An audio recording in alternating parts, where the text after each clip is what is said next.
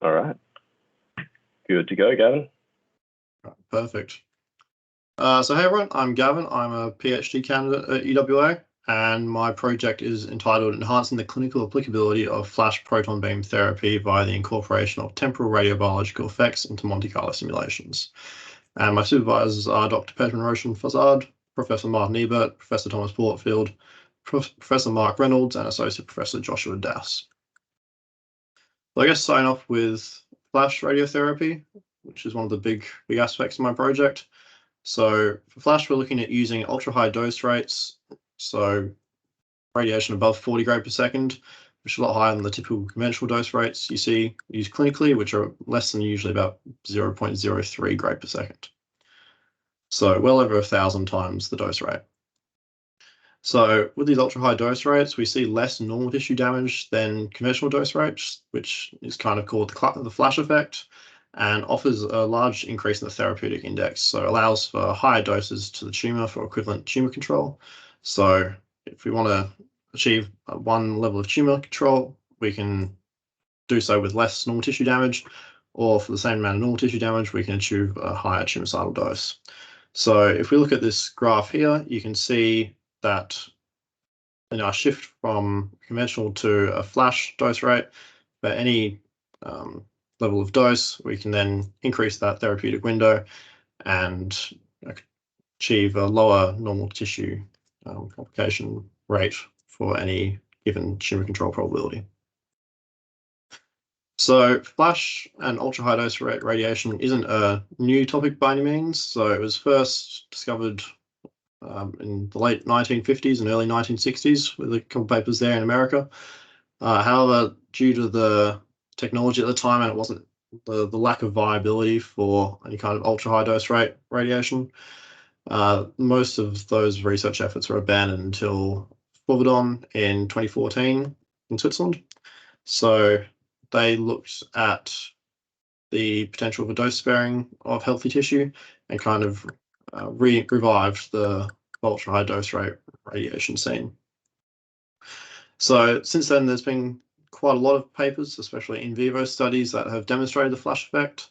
One of the most famous is a study by Monte in 2017 that showed the flash effect to result in memory sparing during whole brain irradiation of mice.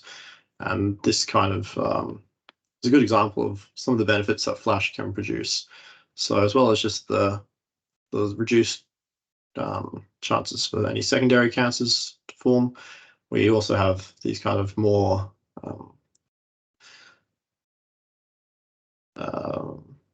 visible effects, I guess, where we can actually reduce the neurocognitive effects of radiation, as well as other benefits like reductions in skin irritation and such.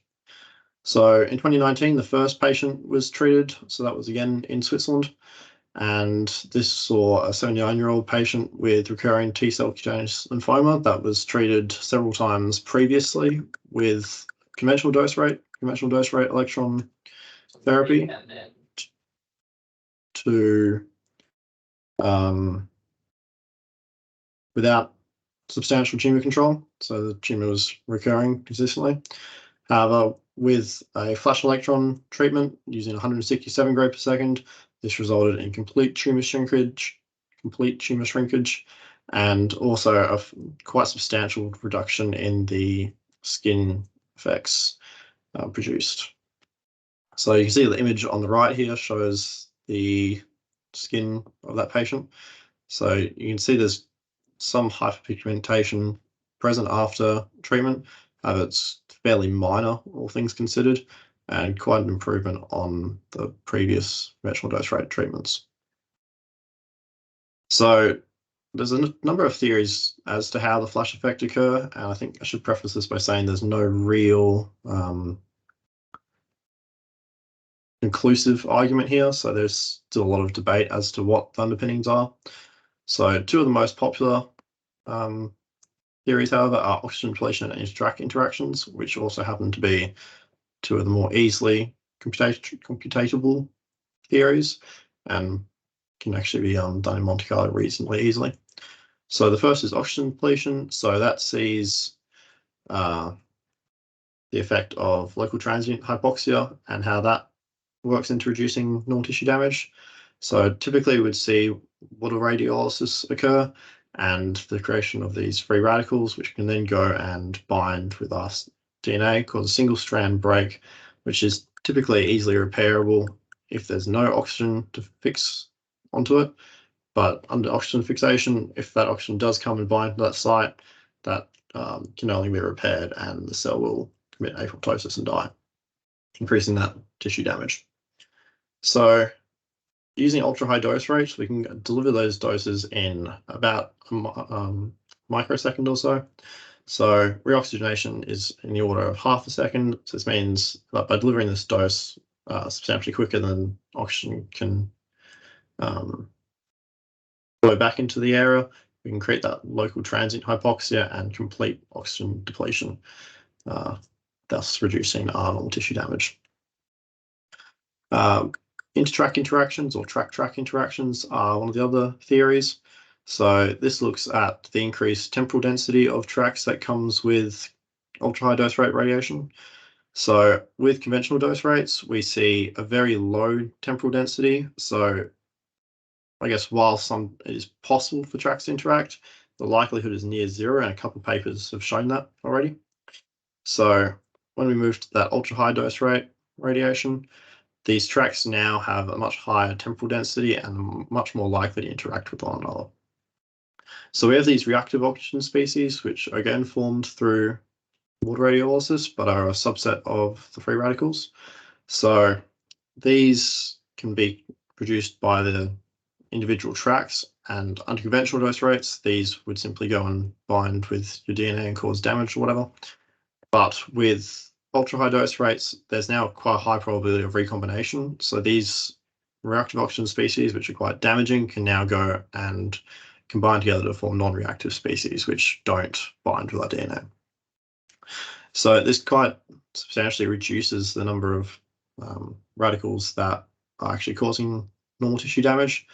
And the combination between the interactions and oxygen depletion allows for a really good way of reducing the radicals that are damaging the DNA, as well as the amount of oxygen that can go and actually fix that damage in place. So again, less damage occurring, and then that damage is more easily repairable.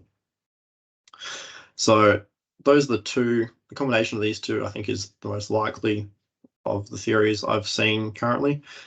However, there are quite a large number of other biological theories which should be stated. So 3 of these, which are just a small subset of quite a large number, the reduced proportion of circulating lymphocytes to repair damage, the reduction in TGF-beta involved in pro-inflammatory signaling, and differences in mitochondrial damage mechanisms.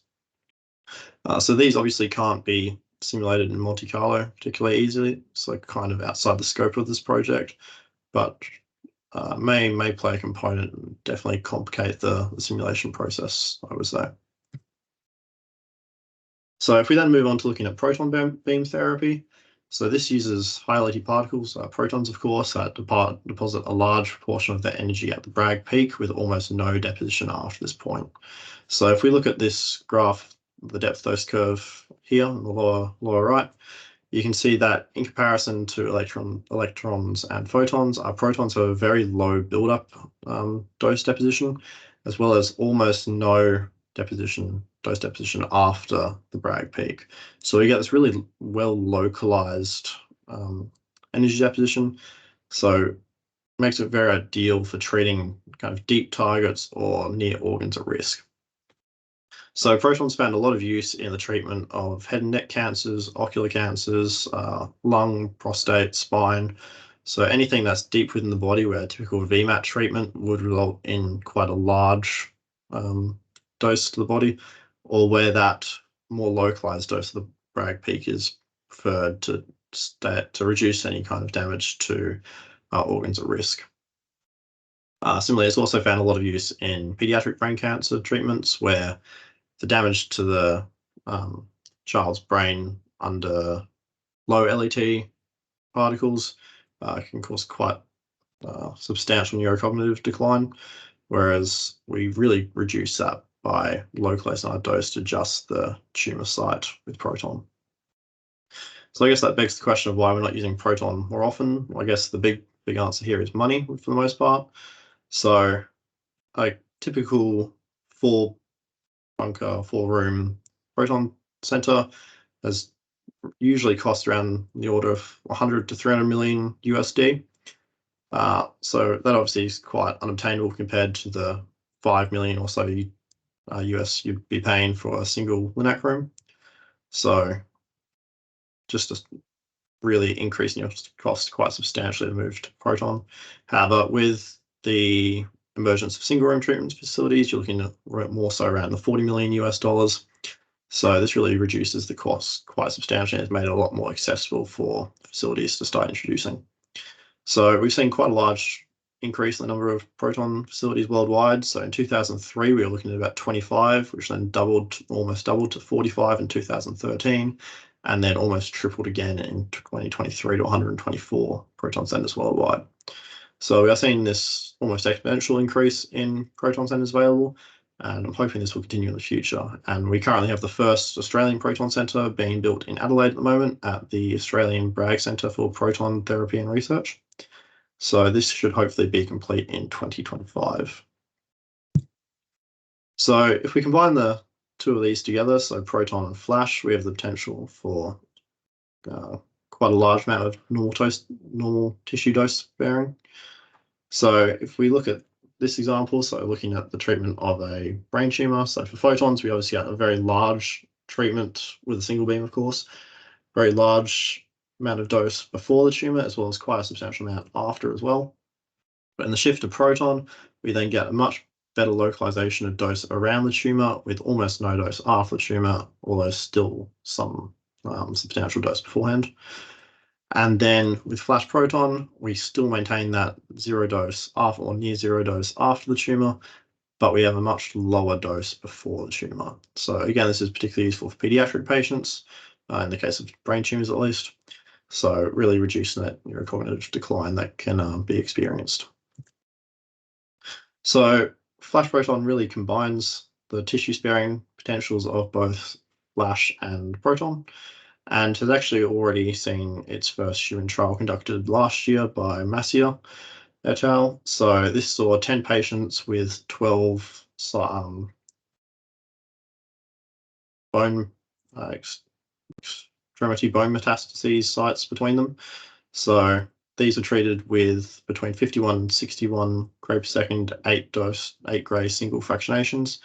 And we saw that 8 of the 12 of these experienced quite substantial pain relief and only showed mild adverse effects and no serious adverse effects. So this is quite a promising first start for Flash Proton. So you can see this image on the right here shows one of the sites, one of the patients. So these images have had to have their colors adjusted due to the differences in camera and lighting and such. But you can see there's very little in the way of serious skin irritation or damage that's occurred here. So it's just promising, I guess, in terms of the future for Flash Proton. So another 3 trials are also scheduled to be conducted last year, so 2023. However, I've not seen the results of these published anywhere yet, but hopefully they too will provide some promising data. So I guess before any serious clinical implementation can take place, however, we need treatment planning systems to kind of catch up to the ultra-high dose rate and Flash era. So these obviously require some substantial changes before they're used clinically and allow for the incorporation of these kind of ultra-high dose rate effects into dose prescriptions. So given that most treatment planning systems are built off an underlying Monte Carlo code, the Monte Carlo code, of course, needs to first be updated to deal with these ultra-high dose rates. And there is quite a number of limitations that come with this. So most Monte Carlo codes offer little dose rate dependency, so it can be modified, but it's not an easy task in most situations. So just the ease of modifying dose rate needs to be increased. The other problem is tracks are simulated on an event-by-event basis rather than simultaneously. So this kind of restricts how you would go about simulating interactions, which of course is necessary if we're trying to build a comprehensive flash model. And oxygen is treated as a continuum rather than individual particles. So in order to simulate the oxygen depletion and interactions properly, we need these oxygen particles to be treated as particles rather than as a continuum, so we can actually simulate this on like a DNA level. So similarly, most Monte Carlo codes aren't operating off a subcellular scale, so the biological scale isn't really small enough to properly simulate flash. And also, the timescale of simulations by default doesn't cover the full chemical stage of water radiolysis, which again becomes a problem for interactions. So we're looking typically on the order of about 1 microsecond, but we need to extend that out to about 10 microseconds in order to fully simulate the radiolysis products created. So a couple of papers have shown that already, that most simulations came off at 1 microsecond. But if you look at your G yield curves, so which shows the kind of production and depletion of radicals over time, that they don't tend to stabilize out until about 10 microseconds. So I guess that brings me to the aims of my project. So the first of which is the production of a conventional dose rate proton beam therapy Monte Carlo model. So in order to do this, we want to first start out with the Topaz and Bio toolkit for JART4. So JART4 is arguably the most advanced Monte Carlo code currently available. So it's been developed by CERN and is obviously used for the Large Hadron Collider, but has also found a lot of uses in space physics, nuclear reactors, and medical physics. So there's quite a wide range of toolkits which have then been made available to extend out the capabilities of JART4. So one of those is Topaz, which is developed specifically for particle therapy and proton therapy for the most part. So this makes obviously the modeling of proton much easier. However, we still need to be able to better model the actual flash radiobiology, which requires the incorporation of JART4 DNA, which is another cool toolkit specifically developed for that subcellular Monte Carlo models and determining how individual radiation particles interact with individual DNA helixes. So recently a toolkit has come out, Topaz and Bio, which combines capabilities of Topaz and JART4 DNA into one. So this is fairly promising in terms of my project at least. So it makes the kind of modeling of this flash radiobiology more feasible and is probably the most powerful toolkit out there. So I think that's what we'll be using. So at least in terms of an initial conventional dose model, we don't really need to modify any of the underlying code at this point, but what we do need to initially do is create a phase-based construction of a proton beamline. So at the moment we're looking at using a cyclotron beamline just due to the difficulties of gaining access to an actual proton therapy center. So in order to do this, we just need a couple different features. So particles being produced in our beamline, as well as their energies, directions, field sizes, distributions, all that. So that's not particularly difficult. And then we just need a separate cell culture model. So just a model of essentially our DNA within some kind of medium and the attenuating mediums beforehand. So we can then plug these two simulations together and simulate a cell culture radiation at conventional dose rates, and then determine the number of double-strand breaks that are resultant from that. So once we've got a kind of working conventional dose rate simulation, we can then look at the incorporation of ultra-high dose rate effects. So this starts off with obviously modifying our Topaz and Bio toolkit into a flash Topaz and Bio toolkit. So we need to incorporate in those 5 features discussed previously. So the incorporation of a more easily accessible dose rate dependency feature, as well as changing from event by event to simultaneous track simulation. So currently, most Monte Carlo codes will simulate one track in its entirety, and then the next track, and then the next track, and so on until it's all finished. Whereas we need to instead better model inter-track interactions, model our tracks like simultaneously. So rather than modeling the entire track all at once and move on to the next, we need to model it in kind of smaller step-by-step process, I guess, such that we can then model the step, like step one of all particles we're looking at, and determine if there are any interactions between the two or between the particles, and then move on to the next step and so on, such that we can then get these interactions modeled. We also need to switch from a continuous to a individual oxygen molecule model, such that we can then better model the oxygen depletion and fixation, and also extend that time scale of our simulations out to about 10 microseconds.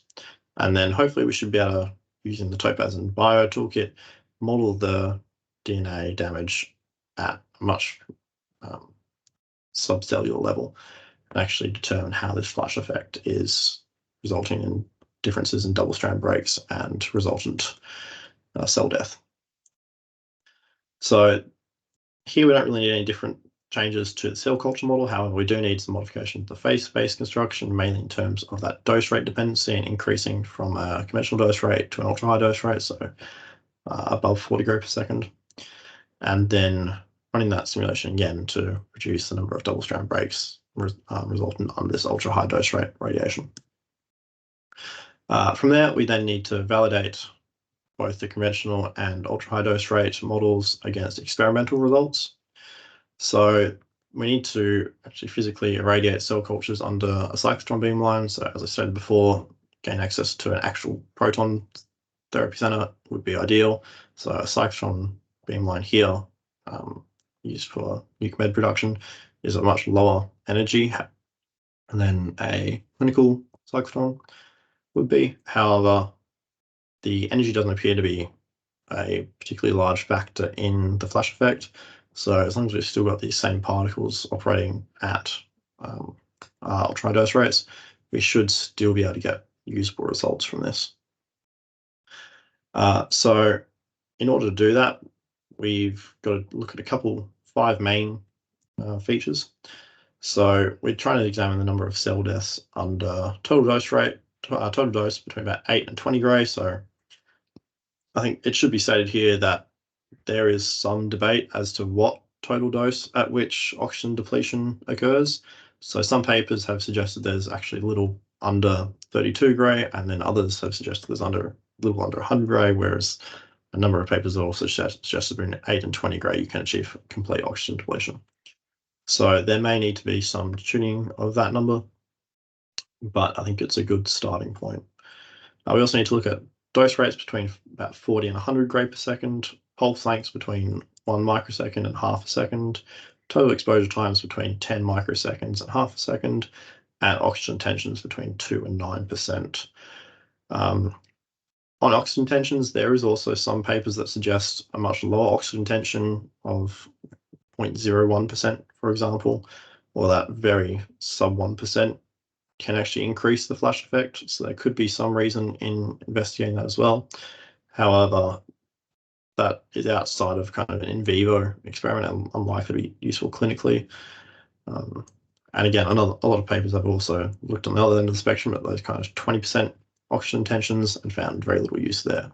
So likely not worth investigating on that side though.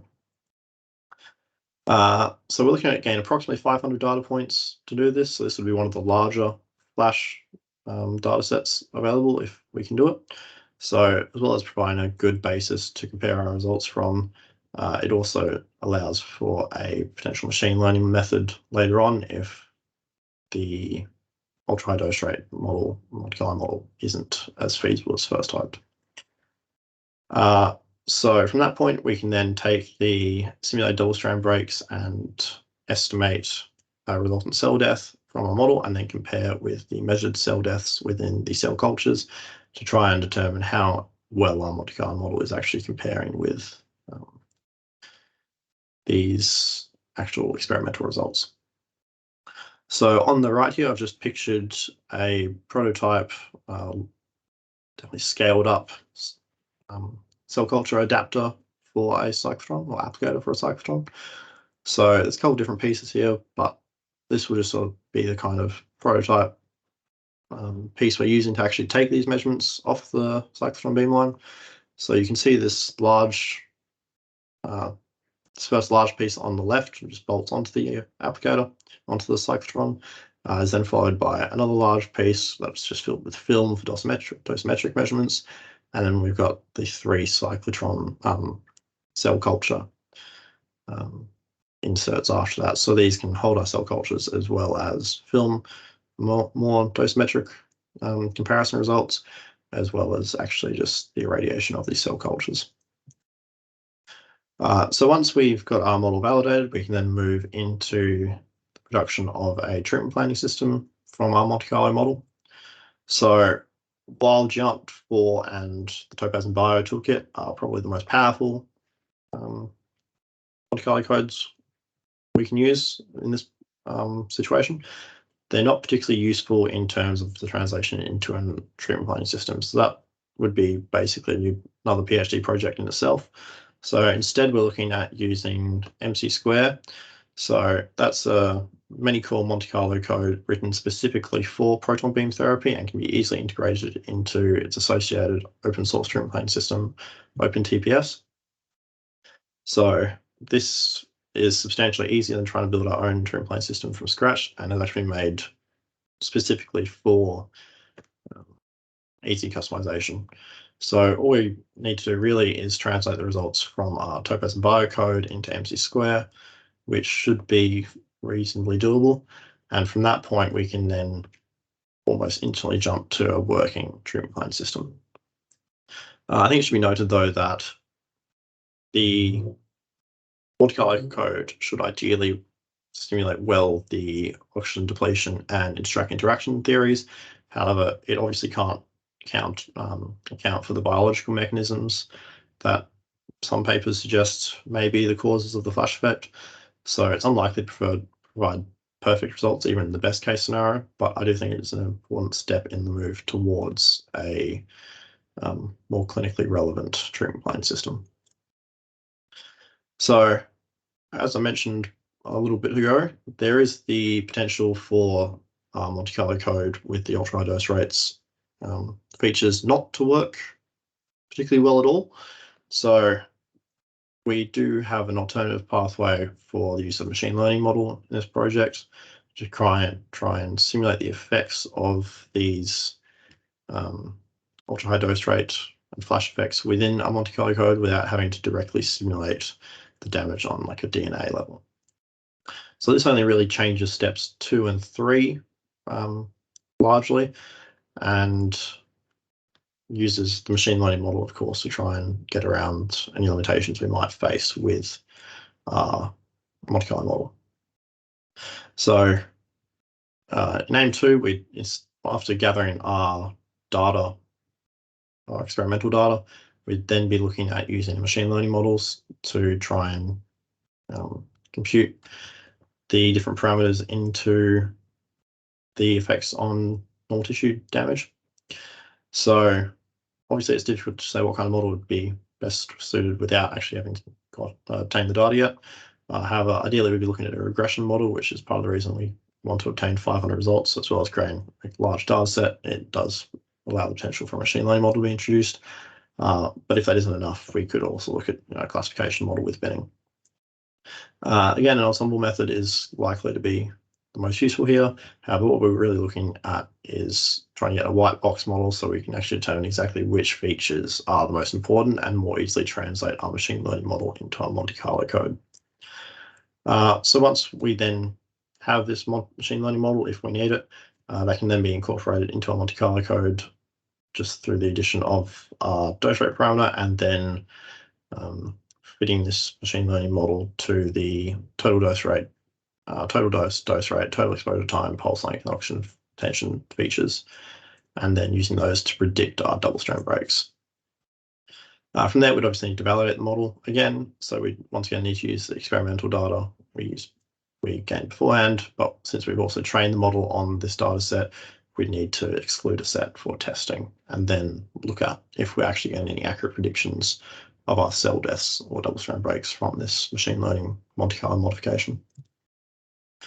So as a very brief conclusion, my project is looking at aiming to enhance clinical applicability of flash proton beam therapy by integrating flash into Monte Carlo and subsequent treatment plan softwares.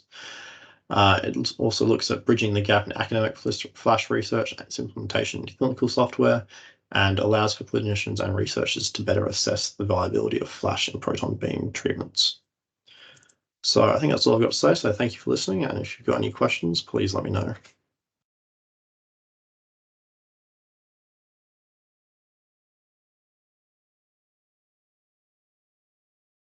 Great work, Gavin. Cheers. If there's any questions, like Mashid, the hand up.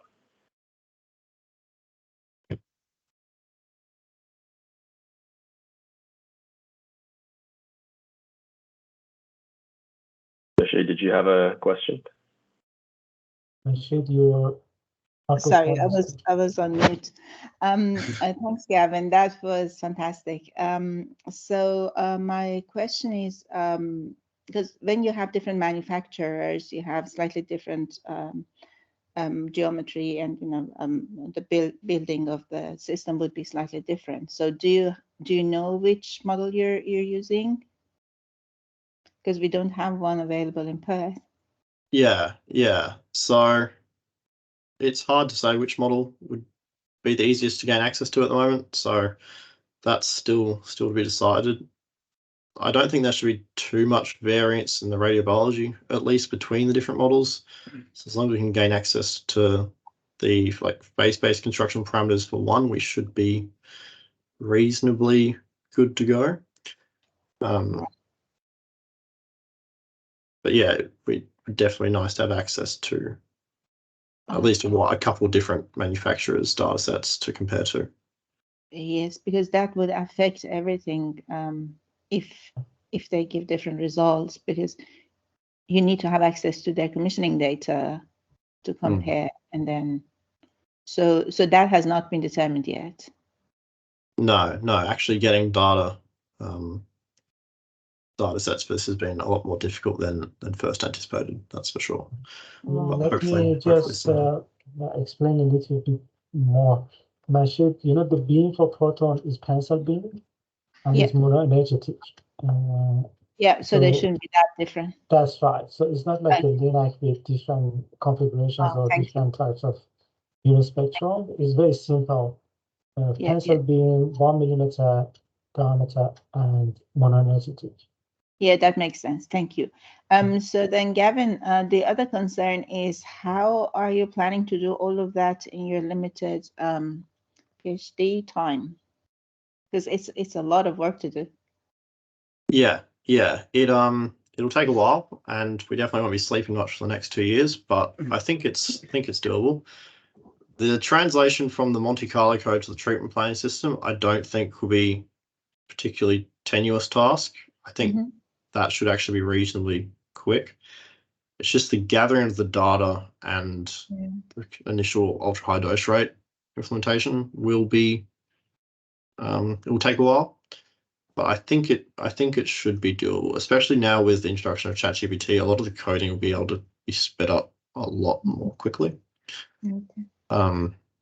So I think it's doable. It definitely will take a while, but it should be doable. Okay. Martin, do you want to jump in? Yeah. I'm not muted, am I? No, you're good. Excellent. Yeah, it's great, Kevin. It's really ambitious. I like it. Just that the concept of the simultaneous track simulation, that's really great idea. And maybe I'm just a bit out of touch with the Monte Carlo world because I haven't used it for a while. I did my PhD in Monte Carlo stuff, but has it been tried before, that sort of approach? Do you know? Yeah. There's a couple of papers about that. So they're including my lit review, which should be done in the next couple of days. But yeah, there's a couple of papers that have done it, and they've seemed to produce quite consistent results with the event by event process. Yeah. So it should definitely be possible. Yeah, and it's a great concept to be able to include interactions as well. I guess in terms of the actual cells, there's probably going to be a lot of dependencies on things like the way the DNA is packed, and there'll be in repair capacity, and there'll be cell line dependence and those sorts of things. Do you know if there's sources for the cell lines that you might be considering that can provide you those parameters, or are they parameters that might have to be derived on experimental data? I think a large portion will definitely have to be derived, but there is a paper, can't remember who the author's by now, but again, in my lit review, that gives a lot of the parameters they've used in simulating their cell cultures. Right. It was using TraxChem rather than Giant4, which is mildly annoying, but Yeah. it should be hopefully reasonably straightforward to work between the two. Yeah. Yeah, I'm glad you're using the OpenTPS. That's a really nice tool, and we've actually already been. I've met with them at a AAPM conference before, and they're really open to collaborations and things. So that's quite a fruitful pathway, I think. Yeah, yeah. Terrific. James, do you have a question? Yeah, I wasn't going to let Gavin get away without a question from me. No, well done, mate. I just wanted to just follow up on similar to something that Martin was talking about was because you're talking about the simultaneous events and trying to track them, and yeah. I was just curious with that because you were looking at I'm presuming you're looking at to see at how those different simultaneous events occurring could potentially interact. And to me, that seemed a bit more like a biochemistry interaction situation there. So I was just curious to see if Giant4 was the right Monte Carlo model then to be looking at those types of interactions, or were you looking at essentially performing a count on when those simultaneous events occur and then running a biochemistry or chemical simulation model on top of that to see what the outcomes could be? Yeah, so if you wanted to go really down the chemistry track side of things, you could use TraxChem, which probably is the more advanced of the chemistry modules. However, the Giant4 DNA and I guess the subsequent Topaz and Bio toolkit does have a reasonably good chemistry model, I guess, on that kind of DNA level. So it is limited to only a couple radicals, but it does include, the hydroxyl and your kind of main radicals that are producing that DNA damage. So it should all still be viable within Giant4 DNA and Topaz and Bio. So a couple of papers have already looked at that and found reasonable success. So it should all be doable through that. Okay, perfect.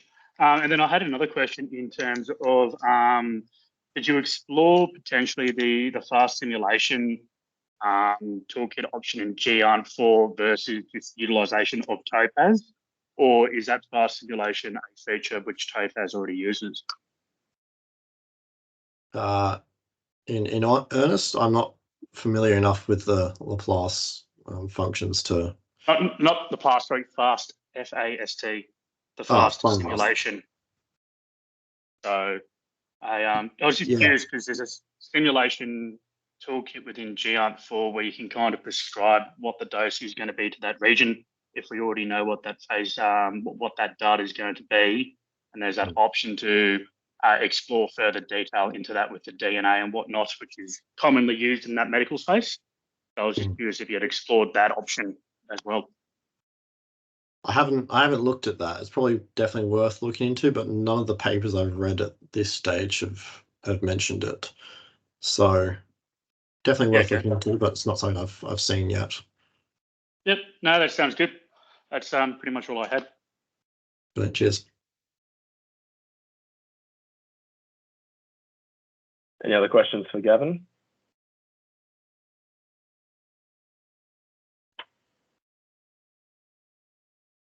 Great. Looks like we're all good, Gavin. Thanks for that. Thanks, everyone. Like a really promising PhD project. We hope so. We do hope so. Your lit review, is that almost finished? And are you planning on publishing that? Yeah. So I thought I'd have